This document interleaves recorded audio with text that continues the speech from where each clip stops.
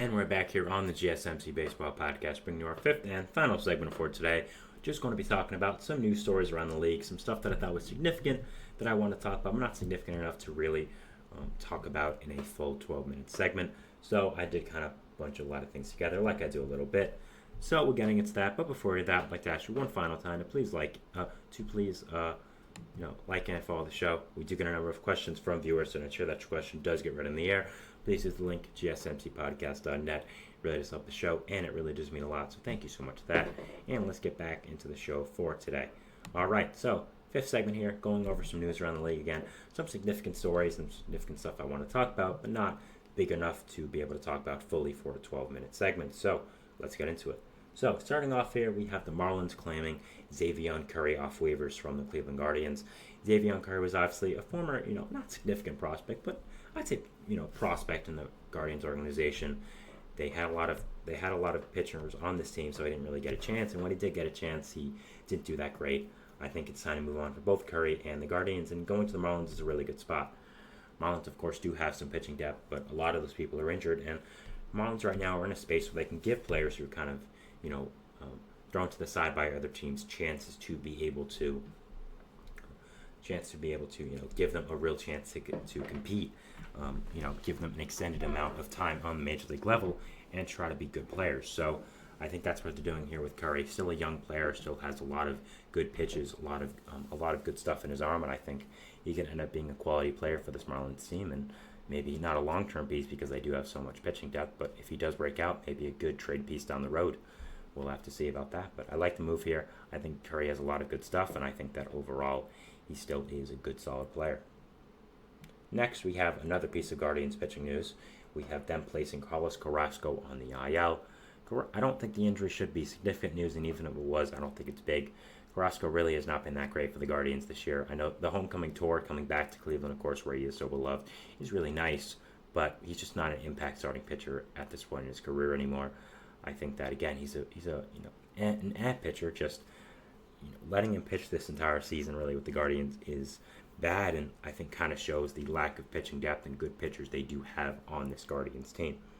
I think that the Guardians really, they don't have good starting pitching, and that's the only reason why Carlos Carrasco stayed on this team. They need to call somebody up, do something to get some better pitchers now, especially because when your depth guy, who has consistently held around a 5 ERA the entire year, gets hurt, you're really in some trouble. So if I'm a Guardians fan or a player on this team, I'm getting some pitching help, and yeah, that's it. We have another piece of AL Central news here.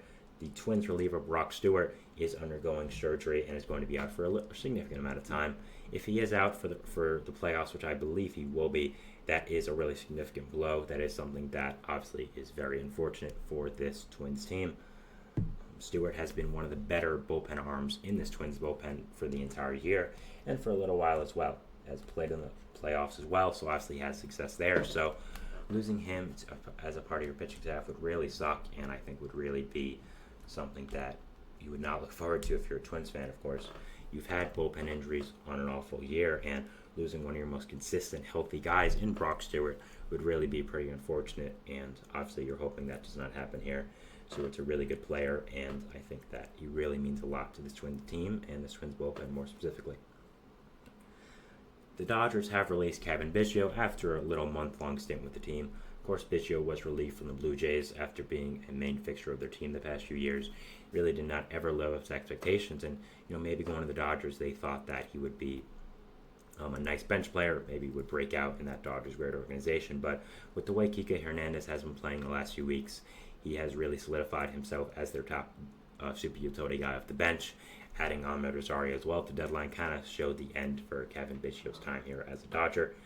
I think Biggio's time as a consistent Major League player is kind of over. He just has not shown anything in the multiple amount of opportunities you've given him. Yes, he's the son of a Hall of Fame baseball player.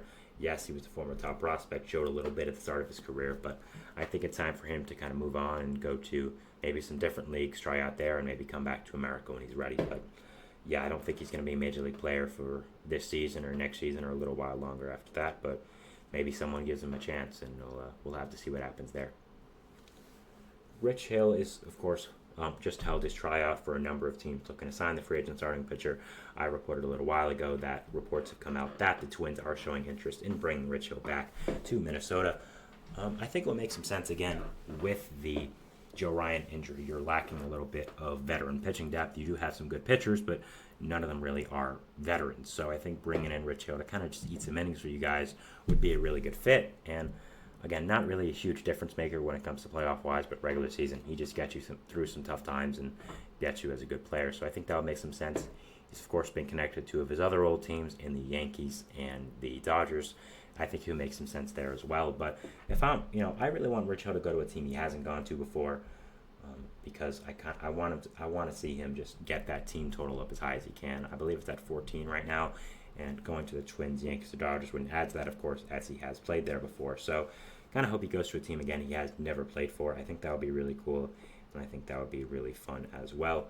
So that's really what I want, but that's kind of just selfishly for me. So yeah, that's it, and we'll be seeing. It'll be interesting to see what team Rich Hill does sign with towards the end of this year. Finally, we have Anthony Santander and the Orioles. Apparently, there has been no talks about a contract extension, which I think is a little ridiculous. Santander has been a premier power hitter for this Orioles team for the last 2 to 3 years now. Is also provides them as a switch hitter, which is something they really don't have. Have kind of lacks right-handed power bats, and Santander, of course, bats right-handed 50% of the time, has the ability to. So Santander is a big-time middle-of-the-order bat, and I just don't think it makes a lot of sense to be able to let him go. I think he's one of the premier DHs in this league, and would be a fantastic add to any team. Orioles need to start spending money. I hope they spend it with Corbin Burnes this offseason, re-signing him, but if not, I think Santander could be another one as well. But try to re-sign your own guys, reward them for how well they're playing, and I think that's what they need to do here with Anthony Santander. He's a fantastic player, and I'd like to see him on the Orioles long term. So that is it for my fifth and final segment here today, guys. That is it for my show. And with that, I would like to announce that this will indeed be my last show with the GSMC, with hosting the GSMC Baseball Podcast. I've had a great time working here. I've had a great time streaming every day, talking to you guys about baseball and sports. It's been a lot of fun, and I wish the network all the best going forward. They're doing a lot of special things, and stay tuned with them because there's a lot of special people who work here, and it's just a really, really good place to look. It's a really nice place to look forward to as the future of sports media. I think they're doing a lot of good things here. I'm very happy with what they're doing. Had a lot of fun working here. Again, talking sports with you guys, talking baseball with you guys, and thank you for anyone who's ever liked, commented, subscribed, done anything to interact with the show. I really do appreciate it. These 6 months have been really fun, really enjoyable, and again, I want to thank all you guys for watching and being a fan. So thank you so much, guys. And my name is Sam Menzie. If you ever see me on anything future, just for that. So I'll see you guys around, and thank you so much for watching, and always be fans of baseball. It's the best game in the world, and I love talking about it. So thank you guys, and bye.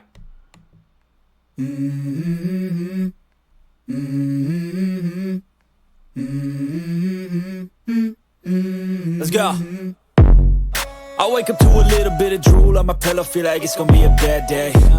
Yeah, I'm tired of shit, and the coffee ain't hit yet, damn, ain't that great. I don't wanna go to